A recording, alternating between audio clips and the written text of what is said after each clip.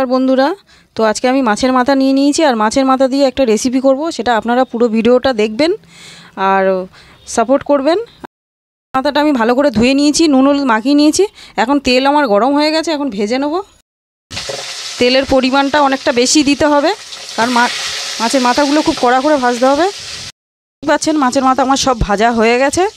আর পুরো ভাজাটা আমি দেখাতে পারলাম না, কারণ হচ্ছে কি আমার যে জায়গাটাতে আমি করি সেটা ভীষণই ছোট। আর এত ছোট জায়গাতে হয়তো আপনাদের রান্নাঘর রান্নাঘরটা আমার এই ঘরের থেকেও অনেক বড়, কিন্তু এই ছোট জায়গার জন্যে আর কি খুব আমি এই ভিডিওটা পুরোপুরি আর কি মাছ তেজপাতা জিরে দিয়ে দিলাম তেলের মধ্যে। আর আলুগুলো দিয়ে দেবো, আলুগুলো দিয়ে ভালো করে ভেজে নেব। তো আলুটাকে ভালো করে লাল করে ভেজে নেব। পুরো ভিডিওটা আপনারা দেখবেন। তো এর মধ্যে আদা রসুন পেঁয়াজ টমেটো সব আমি বেটে নিয়েছি। খুব ভালো করে কষিয়ে নিতে হবে।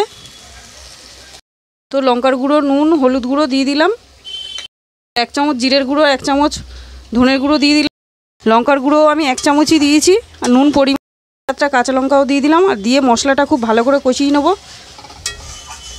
দেখতেই পাচ্ছেন মশলাটা বেশ কষানো হয়ে গেছে, তেল ছেড়ে দিয়েছে। খুব ভালো করে কষিয়ে নিতে হবে। এখন পরিমাণ মতো জল দিয়ে দেবো। মশলাটা আমার কষানো হয়ে গেছে, এখন পরিমাণ মতো জল দিয়ে দেবো, কারণ এই মাছের মাথার এই রেসিপিটা খেতে খুবই ভালো হয়। মাছের মাথাগুলো সব একটা একটা করে সব দিয়ে দেবো, দিয়ে কিছুক্ষণ ফোটাবো ঝোলের মধ্যে 5 মিনিট মতো। তো আমার মাছের মাথার রেসিপি একদম হয়ে গেছে। আমি একটু গরম মশলা দিয়ে দিলাম, গোটা গোটাই রেখেছি মাথাগুলো। আর একটু গরম মশলা দিয়ে দিলাম, গরম মশলা না দিলে ভালো লাগে না। হয়ে গেছে, এখন নামিয়ে নেব। এই মাছের মাথার রেসিপিটা যদি আপনাদের ভালো লাগে অবশ্যই লাইক কমেন্ট শেয়ার করে দেবেন আর সাবস্ক্রাইব করতে ভুলবেন না।